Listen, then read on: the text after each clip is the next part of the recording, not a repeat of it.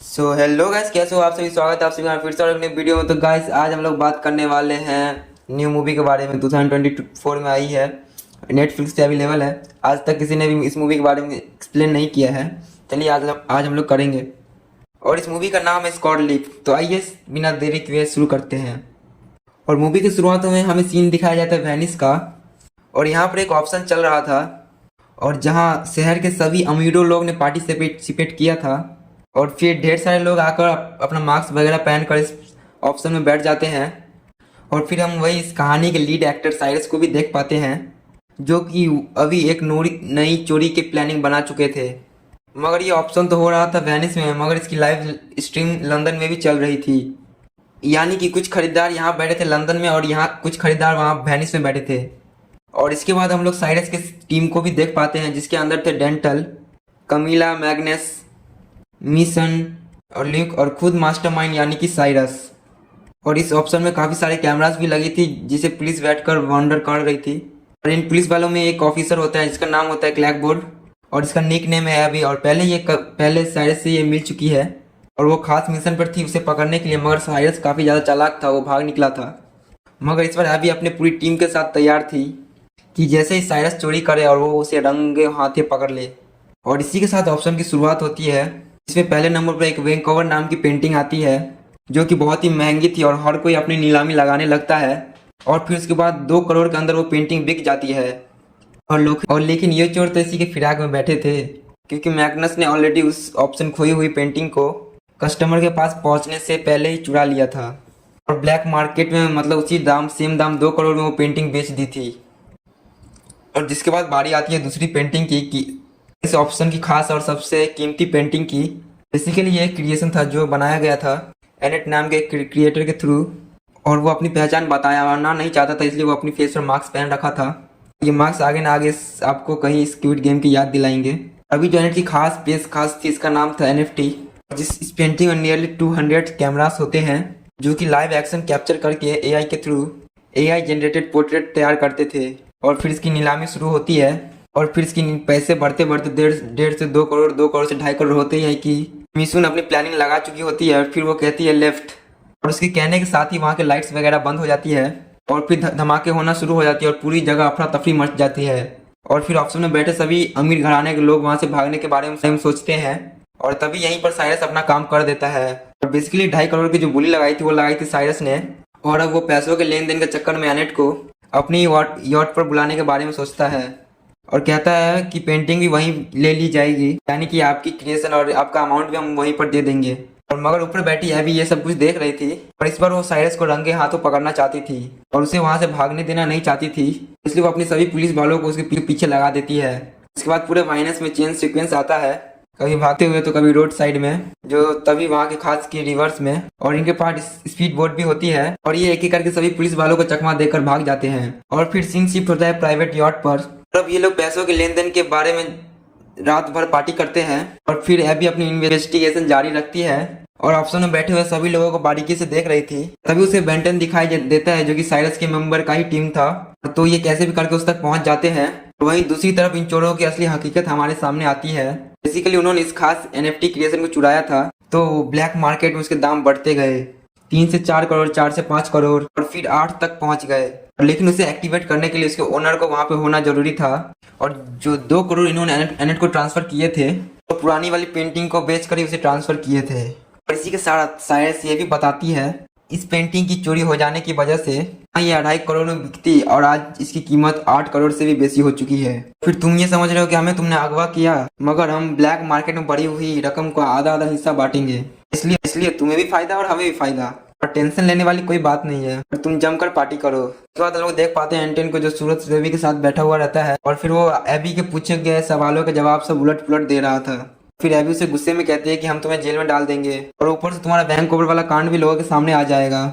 और इसलिए बेहतर यही होगा कि अपनी टीम के बारे में सारी इन्फॉर्मेशन हमें दे डालो। और इस पर वो बताता है कि इस वक्त साइरस और उसकी टीम है लंदन में, और अगर उसे पकड़ना है तो तुम्हें मेरे साथ वहां तक चलना होगा। इस खबर के बाद एनी पहुंचती है इंटरपोल। देखा जाए तो लंदन वाले को पुलिस इन्वेस्टिगेशन, जहां उसकी मुलाकात एक और ऑफिसर से होती है। और फिर वो बताता है कि हाल ही में मुझे गुप्त सूत्रों से यह पता चला है, शहर का सबसे बड़ा माफिया जॉर्गेन लार्ड्स पूरे शेयर मार्केट को ही हिलाकर रख दिया।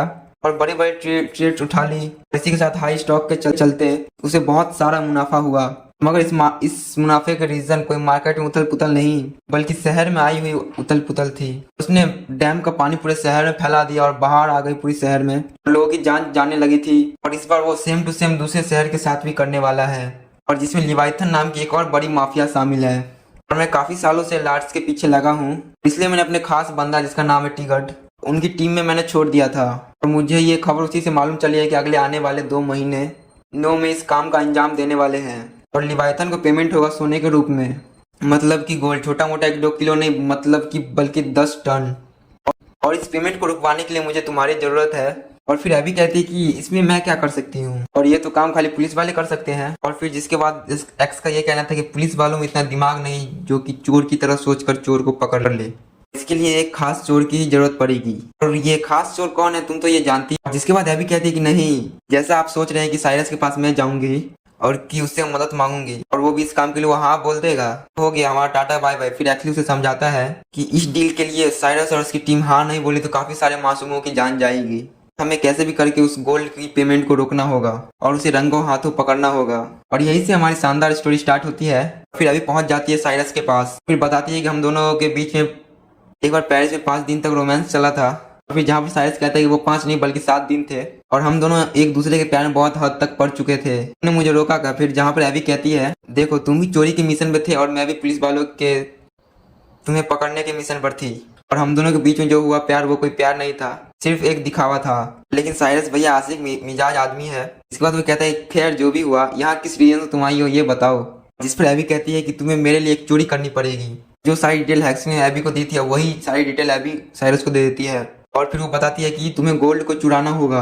और फिर नेक्स्ट डे साइरस अपनी टीम के पास जाकर ये प्रपोजल रखता है, बताता है कि ये काम तो मुश्किल तो है मगर करना जरूरी है। अगर ये पेमेंट हो गई, लिवाइथन ने अपने डैम के बैरियर्स को हटवा दिया तो पूरा शहर बाढ़ में बह जाएगा, फिर काफी सारे मासूमों की जान चली जाएगी। फिर यहाँ टीम के मेंबर्स एक एक करके सारी डिटेल्स निकालना शुरू करते हैं कि उनका पेमेंट कहाँ से कैसे होगा। सबसे पहले गोल्ड निकलेगा, फिर लार्स के अड्डे के वहां से, फिर उसके बाद ट्रक में लोड होगा, फिर स्काई फ्रूट्स नाम की एक प्लेन में लोड होगा और इस प्लेन के डेस्टिनेशन तक पहुंचने से पहले हमें गोल्ड को चुराना है। ये काम इतना डिफिकल्ट इसलिए था क्योंकि उस प्लेन में उनके खुद के गुंडे भी मौजूद थे। ऊपर से स्काई फ्रूट्स को ट्रैक किया जा रहा था, वो भी शहर के बड़े बड़े ऑफिसर्स के थ्रू। और फिर हर कोई अपना अपना काम में जुट जाता है कि कैसे ये लोग उस तक पहुंचेंगे। फिर जिसके बाद वो इस दिन बताती है कि हम लोग वैसा ही दिखने वाला एक प्लेन बना ले, रडार सिग्नल पर सेम रूटीन दे कि उसके जैसा ही दिखे तो फिर गोल्ड को चुराना आसान हो जाएगा।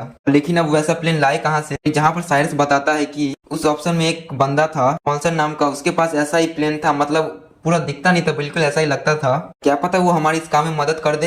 इसके बाद लोग पहुंच जाते हैं वॉन्सन के पास में क्योंकि वो अपना आलीशान प्लेन दिखाता है कि शहर में उड़ाने से मनाही थी। उस प्लेन में ऊपर और नीचे ग्लासेस लगे हुए थे, सिटी ग्लासेस, और एग्जॉस्ट इतनी ज्यादा आवाज करती थी कि बैंड कर दिया गया था। एग्जाम्पल उन्हें वो चलती रोड पे सुपर बाइक्स की तरह समझ सकते हैं। और फिर खैर पहले तो मॉन्सन अपना प्लेन देने से मना कर देता है, जहाँ एमी बताती है कि इस प्लेन को रखना ही इलीगल है और अगर हमारी बात नहीं मानोगे तो सीधा पुलिस की हवा खाओगे। जिसके बाद वो अपनी प्लेन की खास बातें बताना शुरू करता है। इसमें बोल्ड डांस भी कर सकते हैं और एलईडी के थ्रू कोई मैसेज भी भेज सकते हैं। प्लेन फास्टेस्ट ट्रैवल ये है। फिर खैर प्लेन तो अभी मिल चुकी थी अब उन्हें, और अगली सबसे बड़ी चुनौती थी कि उन्हें कैसे भी करके रडार सिस्टम को बुद्धू बनाया जाए और उसके लिए उन्हें क्रिएट करना था PSI यानी कि पोर्टेबल सिग्नल इंटरफेस। काम था कि आसमान में 2 प्लेन होने के बावजूद भी एक प्लेन का सिग्नल प्रोवाइड करना। लेकिन इसमें दिक्कत ये आ रही थी कि जब दोनों प्लेन आमने सामने होंगे तब कनेक्टिविटी बिठाई जाएगी, तब हेडक्वार्टर में 2 एक साथ प्लेन शो होंगे, तो इसीलिए वहां पर किसी खास आदमी का बैठना हुआ जरूरी है। जहां पर एमी बताती है कि मैं प्रोफेशनल में एक शख्स को जानती हूँ, इसका नाम है हैरी, और फिर इस काम में वो हमारी मदद कर सकता है मगर वो काफी नकचरा और बिगड़ैल किस्म का इंसान है। फिर जहाँ साइरस कहता है कि एक बार बात तो करके देखी जाए। इसके बाद ये सब पहुंचते हैं ब्रसेल, मिलते हैं हैरी से। बेसिकली वो हैंडीकैप होता है और वो भी इस काम को करने से मना कर देता है क्योंकि इसमें चोरी चकारी मौजूद थी। जिस दुश्मन का ये लोग माल चुराने वाले थे वो था शहर का सबसे बड़ा माफिया लार्ड्स। तो हैरी की तो सुनते ही सिटी विटी गुल हो जाती है, तो वो इस काम के लिए साफ साफ इनकार कर देता है। फिर जहाँ साइरस कहता है कि मैं तुम्हें इस काम के बदले दूंगा 10 लाख। फिर इसी के साथ डील फाइनल हो जाती है और पूरी टीम अपने काम पर लग जाती है। इसके बाद पूरे प्लेन का मेक ओवर किया जाता है, जैसा दूसरे प्लेन जैसा दिखने के लिए बनाया जाता है PSI यानी कि पोर्टेबल सिग्नल इंटरफेस, मगर वो दिखने में एक बॉम्ब जैसा दिख रहा था। फिर तब एबी कहती है कि अगर इस पार्ट को डिवाइड कर दिया जाए और सभी लोगों में बांट दिया जाए और छोटा छोटा फिर बाद में प्लेन में जाकर असेंबल किया जाए तो हमारा काम आसान हो सकता है। तो म्यूसिन कहती है कि ठीक है, मैं ये काम कर दूंगी।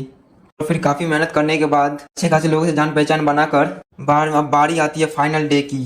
फिर सभी अपने अपने गेटअप में तैयार थे। और इसी के साथ मैं एक बात आपको बताना भूल गया। यहाँ जो कमीला है वो है मनी हाई टोक्यो। अगर आपने मनी हिस्ट नहीं देखी तो एक बार जाकर आप जरूर देखिएगा।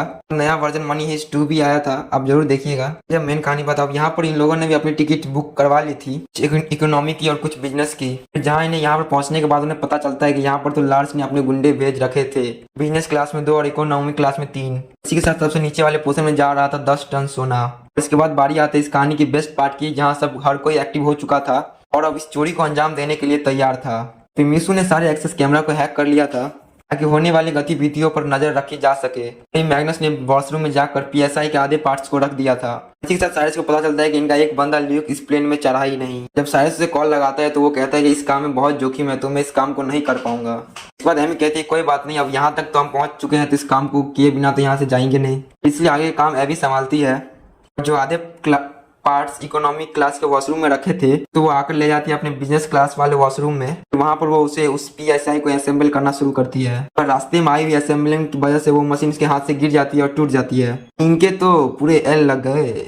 काफी देर बीत जाती है और गुंडे भी वॉशरूम को यूज करना चाहते थे, और अगर वो आकर उस पीएसआई मशीन को देख लेते तो हर किसी को शूट कर देते। फिर इनका पूरा प्लान चौपट हो जाता। लेकिन तभी मौके पर वहां पहुंच जाता है साइरस। फिर दोनों मिलकर उस पीएसआई मशीन को ठीक करने लगते हैं। फिर इन बिटवीन यहाँ पर गुंडा 2-3 बार आकर बोलता है कि भाई कितनी देर हो गई, बाहर आ जाओ। फिर जहाँ पर ये दोनों बाथरूम में कुछ नाटक करने लगते हैं, बहुत फनी आवाजें निकालते हैं। और इस बीच में यानी कि हमारी टोक्यो वो पहुंच चुकी थी अपनी प्लेन लेकर उस प्लेन के ऊपर। फिर पीएसआई की एक्टिवेट होने का वेट कर रही थी। वहीं दूसरी तरफ हेडक्वार्टर में प्लेन के 2 बड़े बड़े सिग्नल्स आ रहा था। फिर जहाँ पर केली आकर कहती है कि हमें इस बात की सिग्नल आगे बताए। जहाँ पर केली आकर कहती है कि हमें इस बात का सिग्नल हमें देनी चाहिए। जहाँ पर हैवी कहता है कि ये जरूर कोई नॉर्मल ग्लिच होगा, ठीक हो जाएगा 1-2 मिनट में। और फिर बात हद से निकलती जा रही थी। जहाँ पर हैवी कहता है कि तुम तो हर बार मुझको रोग झाड़ती रहती हो, मेरे हैंडीकैप होने का फायदा उठाती हो, खुद मुझसे बड़ी सुपीरियर बनना चाहती हो, इसलिए मैं अब इस जॉब को ज्यादा नहीं करूंगा, छोड़ दूंगा। खैर बातों में झाड़ने की खैर तो उसकी सिर्फ प्लानिंग थी। इतने में पीएसआई बन के रेडी हो जाता है। एक सिग्नल मिलने लगता है और फिर टोक्यो अपने प्लेन को फिर उस गोइंग 83 के साथ कनेक्ट कर लेती है और अब रेडार पर एक ही प्लेन दिखने लगता है। इसके बाद अब शुरू होता है इस मूवी का सबसे ज्यादा एक्साइटिंग पार्ट्स। फिर मैग्नस पहुंचता है नीचे के तिजोरी वाले पार्ट्स में। फिर वो यहाँ पर अपनी हाइपर सबसे टेक्नोलॉजी वाली मशीन के द्वारा उस लॉक को तोड़ने का कोशिश करता है, सारा सोना तिजोरी के बाहर निकाल कर लाया जा सके।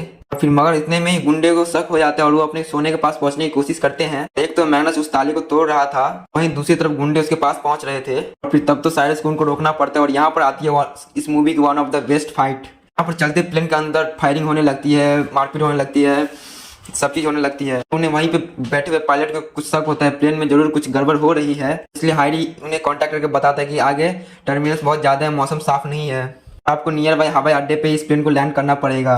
और अब हैरी की बात मानते हुए वो पायलट और अब प्लेन को नियर बाय हवाई अड्डे पर लैंड करने की कोशिश करता है, मगर वो एरिया बहुत ज्यादा छोटा था, यानी कि प्रॉपर रनवे नहीं था एक प्लेन को लैंड होने के लिए। मगर वो अपनी पूरी ताकत लगा देता है उस प्लेन को सेफ लैंड करवाने और सभी पैसेंजर को जान बचाने के लिए, तो कामयाब हो जाता है। फिर उसके बाद टोक्यो भी अपने उस छोटे से रनवे में अपनी प्लेन को लैंड करवाती है और वो लैंड करवा ही देती है वहां पर। और उसके बाद ये बात लार्स तक पहुंच चुकी थी। उनका प्लेन जिसमें गोल्ड से भरा हुआ था, इसे यूरोप में नहीं बल्कि एक दूसरे हवाई अड्डे पर लैंड करवाया गया है। उसके बाद वो कहता है कि अपने आदमी को जिसने भी मेरे सोने को मुझ तक पहुंचने से रोका है उसे वहीं पर खत्म कर दो, उसे मेरे पास लेकर आओ। तो मैग्नस साइरस से सॉरी मांगता है कि मैं वक्त पर इस गोल्ड को नहीं चुरा पाया, ये सारा सोना इन गुंडों के पास रह जाएगा और ये अपने डील को डन कर लेंगे। ये और उनके पास ये सब कोई चारा भी नहीं था और ये सब गुंडे टोक्यो के साथ उसी का प्लेन में बैठकर सब जाने लगते हैं लार्स के पास उस गोल्ड की डिलीवरी करने के लिए। फिर लार्स के पास लिवाइथन भी पहुंच जाती है, जो कि उस गोल्ड के बदले शहर में बाढ़ लेकर आने वाली थी, जिससे कि स्टॉक्स के रेट बढ़ जाते और इन दोनों को ही दबाकर फायदा होता। मगर लिवाइथन तक ये खबर पहुंच चुकी थी कि जिस प्लेन में इनका सोना आने वाला था वो हाईजैक हुआ है, जहां पर लार्स बताता है कि सारी सिचुएशन अंडर कंट्रोल है, आपके पास आपका माल पहुंच जाएगा, हमें कैसे भी करके इस डील को आज ही फाइनल करना है। मीनवाइल प्लेन में भी बहुत ज्यादा फाइट्स वगैरह होती है।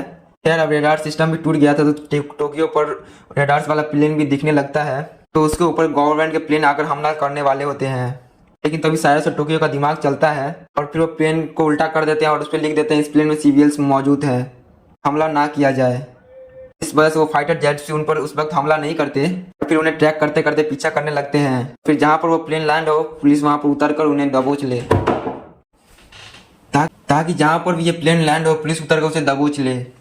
अब ये प्लेन पहुंचता है सीधा लार्ज के बड़े वाले महल के नीचे, वहाँ पर लैंड करता है और गार्डन वार्डन पूरा तबाह हो जाता है। यहाँ की वहाँ पे मेन जो दीवार सिक्योरिटी वॉल वो भी पूरा टूट जाती है।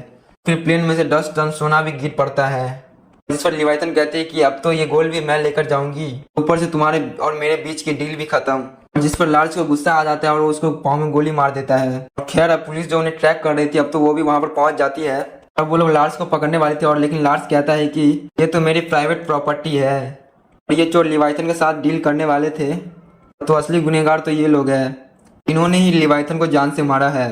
तो आप इन्हें पकड़ कर ले जाइए और मेरी प्रॉपर्टी को जल्द से जल्द खाली करवाइए। फिर लेकिन तभी साया शर्मा दिमाग चलाता है और प्लेन में जो उल्टी तरफ बड़ी सी एलईडी लगी हुई थी, इनफैक्ट एनएफटी के ढेर सारे जो कैमरास लगे हुए थे उस प्लेन पर, उसकी मदद से वीडियो फुटेज दिखा देता है कि लार्सी असली माफिया था जिसने गोल्ड की डील करी थी लिवाइथन से और पूरी शहर को डुबा देने की प्लानिंग। और खैर इस काम में अब इंटरपोल भी शामिल थी, यानी कि एबी और हेक्सली, जिनका मकसद ही यह था कि इस डील को रोके और फिर गोल्ड इलीगल वे में बांटा जा रहा है उसे जब्त किया जाए। और फिर जो पुलिस आकर वो सारा गोल्ड ले जाती है, फिर वहाँ उन चोरों के हाथ कुछ भी नहीं लगता। लेकिन इसी के साथ हेक्सली की सच्चाई भी एबी के सामने आ जाती है। बेसिकली उसने आसमान में ही उन फाइटर जेट्स को बोल दिया था कि इन गुंडों की प्लेन को तबाह कर दो, क्योंकि और साइरस के दिमाग नहीं उन्हें बचाया, क्योंकि उसने प्लेन को उल्टा करके ये लिख दिया था कि इसमें सिविलियंस मौजूद है। जब ये सच्चाई एबी के सामने आई तो उसने पुलिस डिपार्टमेंट को छोड़ देने के बारे में डिसाइड किया।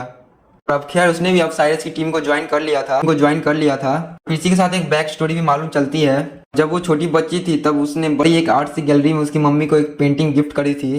स्कूल में एक टीचर थी और कुछ गुंडों ने उस पेंटिंग को चुरा लिया था। काफी ढूंढने के बाद ना तो वो पेंटिंग मिली और ना ही वो गुंडे। फिर साइरस बताता है कि कुछ दिनों बाद मैंने उस पेंटिंग को दुगने भाव में खरीद लिया था, फिर शायद तुम उसे देखकर इम्प्रेस हो जाओ। फिर इनकी जो टूटी फूटी लव स्टोरी थी वो भी अच्छे से क्रिएट हो जाती है। और फिर मैं दिखाया जाता है इस मूवी का माइंड ब्लॉइंग प्लॉट, जहाँ हम देख पाते हैं कि मैग्नस ने जिस वक्त लॉक को तोड़ दिया था और उस वक्त असली सोने को नकली सोने से रिप्लेस कर दिया था, यानी कि पुल के हाथ में जो सोना आया वो सब खाली लोहे के ब्रिक्स थी। असली गोल्ड तो उसी वक्त आसमान से हवाई कर दिया गया था। फिर आज वही लोग इस गोल्ड को समुद्र से लेने के लिए आए थे। इसी के साथ ये शानदार कहानी यहीं पर खत्म होती है। तो दोस्तों कैसा लगा आप सभी को हमारी एक्सपीरियंस? अगर वीडियो पसंद आए चैनल को लाइक और सब्सक्राइब जरूर कीजिएगा।